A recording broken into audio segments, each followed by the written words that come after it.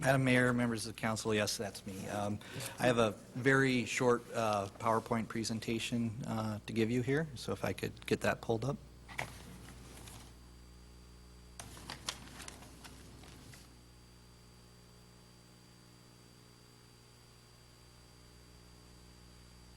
There we go. As you mentioned, this is the Lakewood Sterling Area Streets Improvement Project. It's City Project 15-11.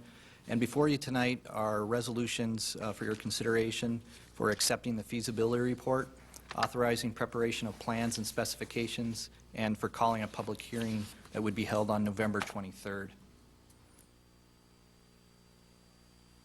This particular project we have broken into two areas. Area 1 is what we call the Lakewood area. This actually represents our first gas franchise fee project. The total miles of this area is 1.73. It's shown on the map here. It generally lies north of Carver Avenue and south of Highwood Avenue. Each year, city staff walks about a third of the miles of streets in the city.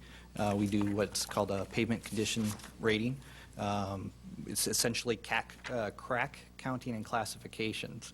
So we basically end up using this information to determine a number on a scale of 0 to 100, with 100 being a brand new street.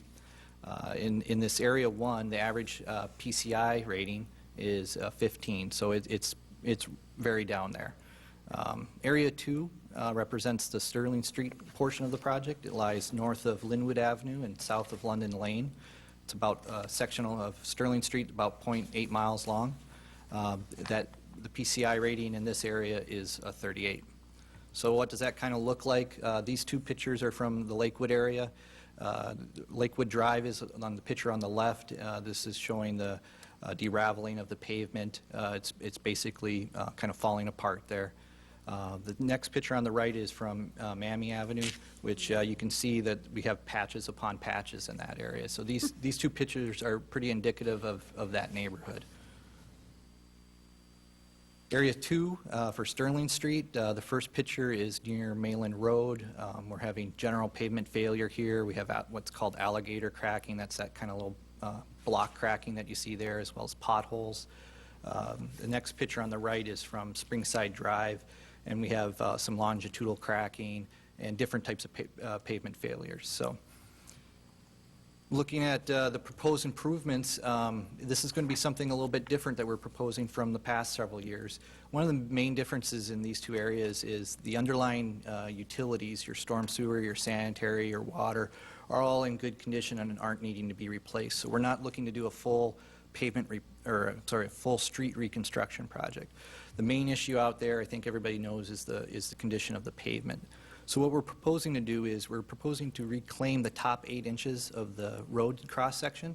Essentially what we'll be doing, the top picture shows a machine, a reclaim machine, that's going to drive down the road, and it's basically going to break up the asphalt and grind it and blend it in with the underlying the underlying aggregate material. And this blended material will actually be the new base of the road, so it'll provide a nice new uniform section to support the road. Additionally, we'll do a few spot repairs to really damaged curb, replace some castings for sanitary sewer and storm sewer if they're not up to standards. And then lastly, we'll be putting down that new layer of asphalt. So the bottom picture, when it's all said and done, you'll basically have a new road there. Mr. Love, there's the financing. I mean, is it about the same cost for the residents? Madam Mayor, members of the council know the cost for assessments would be generally less for this type of project.